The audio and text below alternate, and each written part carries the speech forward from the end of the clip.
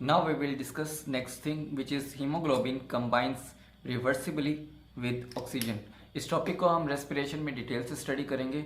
यहाँ मैं आपको बता दूं कि हीमोग्लोबिन ऑक्सीजन के साथ कंबाइन होती है और देन डिसोसिएट होती है। It depends on the partial pressure of oxygen. अगर ऑक्सीजन का पार्शियल प्रेशर ज़्यादा है तो हीमोग्लोबिन ऑक्सीजन के साथ कंबाइन होगी और ऑक्सी हीमोग्लोबिन बनाएगी, और टिश्यूज़ में जहाँ ऑक्सीजन का पार्शियल प्रेशर कम है वहाँ ऑक्सीजन और हीमोग्लोबिन डिसोसिएट होंगे, सेपरेट होंगे, and in this way both of them reversibly combine with each other. Now we will discuss iron metabolism, which is very important with respect to hemoglobin and then erythrocyte. So iron हमारी body में 4 to 5 ग्राम है, which is present 65% in hemoglobin, 4% in myoglobin.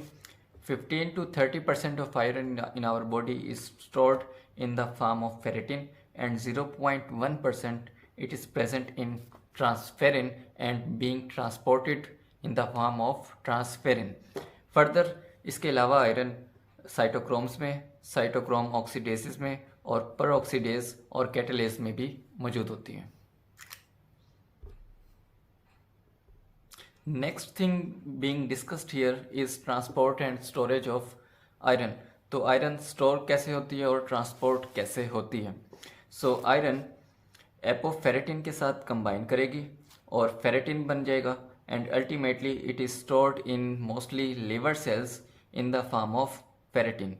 Further it is also combined with hemozydarin and being stored in the form of hemozydarin. Transport of iron is done by apotransferrin. Iron combine with apotransferrin and make transferrin, and in this way it is transported in the form of transferrin. So ferritin is the form in which it is stored and transferrin is the form in which it is transported. Both of them, apotransferrin and apoferritin, are proteins which combine with iron and make transferrin and ferritin respectively. Here is written why we are discussing iron. So iron is very important for maturation of RBCs, for formation of hemoglobin. If there is deficiency of iron, there will be no synthesis of hemoglobin, and due to deficiency of hemoglobin there will be anemia, and this type of anemia is hypochromic anemia. Hypo mean less and chromic mean pigment, so deficiency of hemoglobin will cause anemia, which is hypochromic anemia. Next point is loss of iron. Iron is mainly lost in feces. About 0.6 gram iron is lost daily in feces, and in females during menses 0.7 gram extra iron is lost. So this is the daily loss of iron. Now we will discuss loss. So now we will discuss absorption of iron. सबसे पहले हमारी liver से एपोट्रांसफेरिन release होगा bile में। एपोट्रांसफेरिन iron के साथ combine होगा और ट्रांसफेरिन बन जाएगा. Now this transferrin absorbed into epithelial cell of our small intestine, and from epithelial cell this iron is absorbed into blood. This is how absorption of iron in our GIT takes place. Now we will talk about regulation of body iron by controlling absorption rate. जब body को iron ज़्यादा चाहिए, जब haemoglobin ज़्यादा synthesise करनी है तो body ज़्यादा आयरन एब्जॉर्ब करेगी, और अगर बॉडी को आयरन कम चाहिए, कम हीमोग्लोबिन सिंथेसाइज करनी है तो एब्जॉर्प्शन कम होगी. So it depends on absorption of iron, and there will be no role in regulation of total body iron in daily loss. Daily loss of iron will be uniform. Now we will talk about life span of RBCs. RBCs का life span 120 days है, जिसके बाद RBCs खुद ब खुद destroy हो जाते हैं. आरबीसीज में न्यूक्लियस नहीं होता, माइटोकॉन्ड्रिया नहीं होती, एंडोप्लाज्मिक रेटिकुलम नहीं होता, बट इनकी जगह आरबीसीज में एंजाइम्स होते हैं जो कि मेटाबॉलिक फंक्शन करते हैं, ग्लूकोज को मेटाबोलाइज करते हैं, एडिनोसिन ट्राइफॉस्फेट प्रोड्यूस करते हैं जो कि एनर्जी का सोर्स है. इसके अलावा ये एंजाइम्स सेल मेम्ब्रेन की प्लाइएबिलिटी मेंटेन करते हैं, मेम्ब्रेन के क्रॉस आयंस की ट्रांसपोर्ट को मेंटेन करते हैं। इसके अलावा हीमोग्लोबिन की आयरन को फेरस को फेरिक फॉर्म में कन्वर्ट होने से प्रिवेंट करते हैं and they prevent oxidation of proteins. इस इंजाइमेटिक मशीनरी के बावजूद जब आरबीसीज ओल्ड हो जाते हैं, वॉर्न आउट हो जाते हैं, फ्रेजाइल हो जाते हैं, when their life span is nearly 120 days, तो जब वो स्प्लीन की रेड पल्प में से गुजरते हैं तो वो टूट जाते हैं। बिकॉज रेड पल्प का डायमीटर 3 माइक्रोमीटर है और आरबीसीज का डायमीटर 8 माइक्रोमीटर है, तो जो आरबीसीज फ्रेजाइल हो गए हैं, वीक हो गए हैं, तो वो रेड पल्प से नहीं गुजर सकते और वहीं वो सेल्फ डिस्ट्रक्ट हो जाएंगे। जब आरबीसीज की डिस्ट्रक्शन हो जाएगी तो हीमोग्लोबिन ब्लड में रिलीज हो जाएगी and this haemoglobin is engulfed by macrophages, specially Kupffer cells of liver, which are also macrophages but specialized for liver, and macrophages of spleen and bone marrow. They engulf hemoglobin and cause its lysis. Haemoglobin का जो protein portion है polypeptide, ये hydrolyse हो जाएगा into amino acids. Haemoglobin की iron blood में release हो जाएगी and then it will combine with apotransferrin and transported in the form of transferrin, and it may also combine with apoferritin and can be stored in the form of ferritin, और इसका जो haem portion है that will be metabolized into bilirubin, which is a component of bile pigment, and bile pigment will be released from liver into small intestine. Next, our very important topic is anemia. Anemia is deficiency of hemoglobin. It may be due to direct deficiency of hemoglobin or can be indirectly due to deficiency of RBCs. So anemia has different types. First we will discuss some important terminologies to talk about anemia which is not discussed here. First, anemia can be microcytic, it can be macrocytic, and it can be normocytic. And number 4, it can be normochromic, and it also can be hypochromic. Microcytic mean the RBCs produced in our body are small in size. Macrocytic means the RBCs being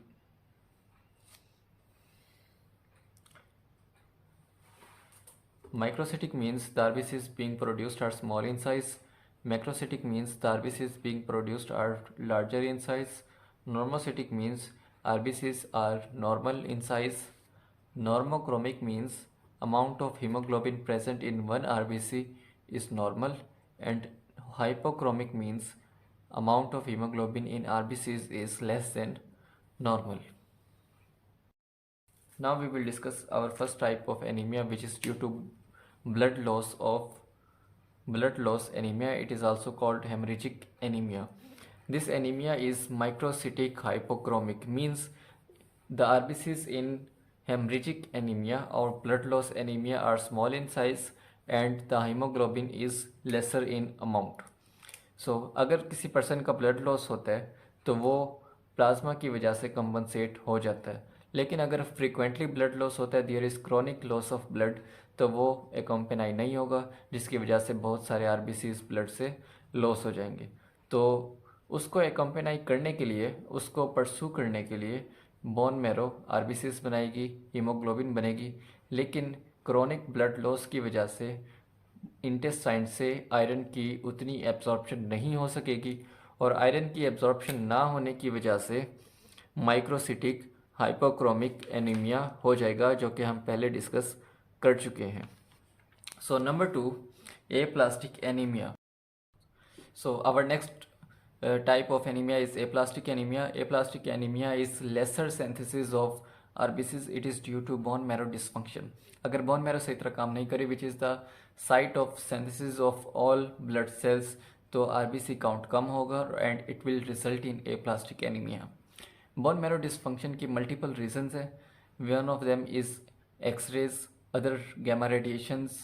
It can be due to drugs, chemicals, and very important cause is autoimmune disorder such as lupus erythematosus. So autoimmune disorder जिसमें bone marrow ही destroy होना शुरू हो जाती है, ये भी aplastic anaemia cause करेगा। इसके अलावा in certain condition idiopathic aplastic anaemia है जिसमें cause of aplastic anaemia is unknown. Megaloblastic anaemia हम पहले डिस्कस कर चुके हैं। This is macrocytic hypochromic. Macrocytic mean RBCs are larger in size and normochromic means the amount of haemoglobin in RBC is normal. Megaloblastic anaemia हम पहले पढ़ चुके हैं कि विटामिन B12 या B9 यानी फोलिक एसिड की डेफिशिएंसी की वजह से हो सकती है।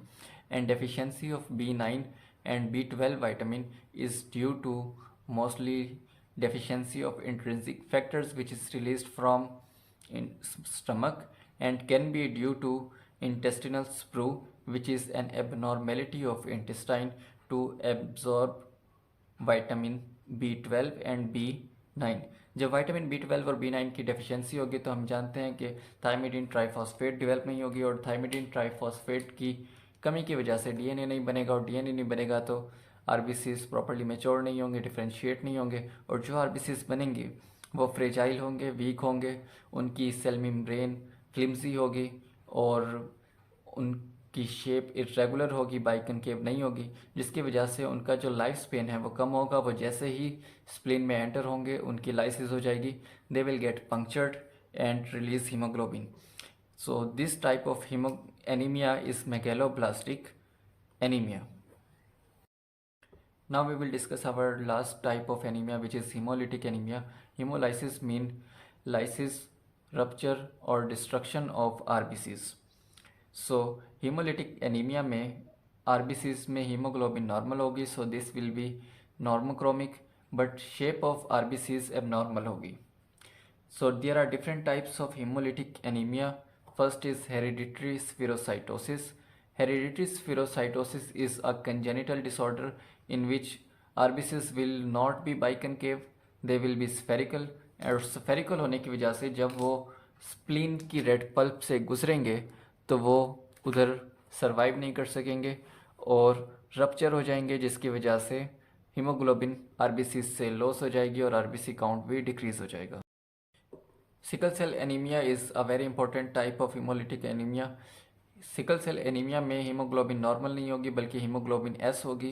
Haemoglobin S is an abnormal haemoglobin. जब भी थोड़ी सी भी हाइपोक्सिक कंडीशन होगी तो हीमोग्लोबिन एस प्रेसिपिटेट करेगी और प्रेसिपिटेशन की वजह से जो नॉर्मल आरबीसी की शेप है वो कन्वर्ट हो जाएगी sickle shaped, somewhat like this. तो जब इसकी शेप बाइकनकेव से सिकल शेप्ड हो जाएगी तो वो स्प्लीन की रेड पल्प में सर्वाइव नहीं कर सकेगी और रप्चर हो जाएगी और डिस्ट्रॉय हो जाएगी। It leads to sickle cell disease crisis. जब भी ऑक्सीजन टेंशन कम होगी, हाइपोक्सिया होगा तो हीमोग्लोबिन की प्रेसिपिटेशन होगी, सिकलिंग होगी और आरबीसीज सिकल शेप्ड हो जाएंगे, जिसकी वजह से फर्दर पंक्चर होगा, रप्चर हो जाएंगे आरबीसीज, फर्दर हीमोग्लोबिन लॉस होगी, मज़ीद हाइपोक्सिया होगा, मज़ीद आरबीसीज सिकल शेप्ड होंगे, further sickling, further loss of haemoglobin, further hypoxia, and it will lead into a vicious cycle. Our last but not least type of hemolytic anemia is erythroblastosis fetalis. Erythroblastosis fetalis हम अपने next chapters में detail से discuss करेंगे। इसमें mother RH positive RH negative होता है और जो फीटस होता है वो RH पॉजिटिव होता है। मदर एंटीबॉडीज प्रोड्यूस करती है अगेंस्ट फीटल ब्लड, जिसकी वजह से मदर की एंटीबॉडीज़ फीटल आरबीसीज को डिस्ट्रॉय करती है, उनकी लाइसिस हो जाती है, जिसकी वजह से फीटस में एनीमिया हो जाता है। This is called erythroblastosis fetalis. We will discuss it in very detail in next chapter. Now we will talk about polycythaemia. Polycythaemia is increase in RBC count up to 6 to 7 million per millimeter cube. So polycythaemia की दो types हैं, एक है secondary polycythaemia और दूसरी है primary polycythaemia. Secondary polycythaemia दो types का है। अगर कोई पर्सन लो एल्टीट्यूड पे रहने का आदी है और वो किसी हाई एल्टीट्यूड पर जाता है लाइक माउंट एवरेस्ट और K2, तो हाई एल्टीट्यूड पे हमें पता है कि ऑक्सीजन का पार्शियल प्रेशर एटमॉस्फेयर में कम होगा, और जब ऑक्सीजन का पार्शियल प्रेशर कम होगा तो हाइपोक्सिया होगा, और hypoxia is a regulator of erythrogenesis. जब हाइपोक्सिया होगा तो आरबीसीज की सिंथेसिस बहुत ज़्यादा होगी, और जब आरबीसीज की सिंथेसिस बहुत ज़्यादा होगी तो आरबीसी काउंट अल्टीमेटली बढ़ जाएगा। It may increase up to 30%, means 6 to 7 million पर मिलीमीटर क्यूब ब्लड में आरबीसीज प्रोड्यूस हो जाएंगे। There is a second condition, we call it physiological polycythaemia. जो लोग शुरू से ही हाई एल्टीट्यूड पे रहने के आदी होते हैं उनका आरबीसी काउंट 6 to 7 मिलियन पर मिलीमीटर क्यूब ही होता है, and this is important for their daily life activities and their body is use to it. Next, we will discuss polycythemia vera. It is also called arrhythmia and it is also primary polycythemia. This is a pathological condition. It is due to genetic aberration of bone marrow. अगर bone marrow में कोई mutation हो गई है, there is some abnormality, जिसकी वजह से bone marrow में RBCs बहुत ज़्यादा speed से produce होना शुरू हो जाएंगे and their synthesis may increase up to 40%. So, जब पॉलीसाइथीमिया वेरा होगा तो बहुत प्रोबेबिलिटी है कि इसके साथ WBC काउंट भी ज़्यादा होगा और प्लेटलेट्स की सिंथेसिस भी ज़्यादा होगी, क्योंकि हिमेटोपोइटिक स्टेम सेल्स ही वो मेजर बोन मैरो के सेल्स हैं जिनसे RBCs भी बनते हैं, WBCs भी बनते हैं एंड प्लेटलेट्स भी बनते हैं। सो पॉलीसाइथीमिया वेरा में ब्लड की विस्कोसिटी बढ़ जाएगी। इट में इंक्रीज अप टू 3% और 3 times of water. Usually blood की विस्कोसिटी वाटर से 1.5 टाइम्स ज़्यादा होती है, बट पॉलीसाइथीमिया में ब्लड की विस्कोसिटी वाटर के मुकाबले में 3 टाइम्स हो जाएगी, और विस्कोसिटी ज़्यादा होने की वजह से ब्लड फ्लो स्लो हो जाएगा, स्लगिश हो जाएगा। Now we will talk about effect of polycythemia on circulatory system. जब आरबीसी काउंट ज़्यादा होगा तो ब्लड की विस्कोसिटी ज़्यादा होगी, और ब्लड की विस्कोसिटी ज़्यादा होने की वजह से वेनस रिटर्न कम होगा, और वेनस रिटर्न कम होने की वजह से कार्डियक आउटपुट कम हो जाएगा। But blood volume RBC count ज़्यादा होने की वजह से ज़्यादा होगा, और ब्लड वॉल्यूम ज़्यादा होने की वजह से वेनस रिटर्न ज़्यादा हो जाएगा।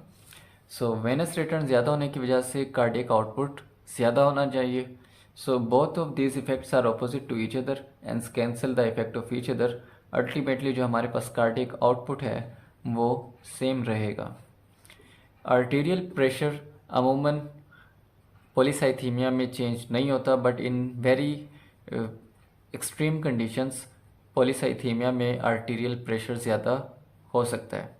इसके अलावा जो सब पेपिलरी स्किन टिश्यूज़ हैं, which is discussed in this last paragraph, सब पेपिलरी स्किन टिश्यूज़ में चूँकि ब्लड विस्कोसिटी ज़्यादा है, ब्लड फ्लो स्लो होगा, स्लगिश होगा, जिसकी वजह से ऑक्सीजन की प्रॉपर ट्रांसपोर्ट नहीं होगी बॉडी में, और टिश्यूज़ में ऑक्सीजन प्रॉपरली ट्रांसपोर्ट नहीं होगी। Ultimately subpapillary skin tissues में हाइपोक्सिया होगा and there will be a bluish tint in subpapillary skin tissues and a ruddy complexion. Comment and subscribe my channel. Thank you.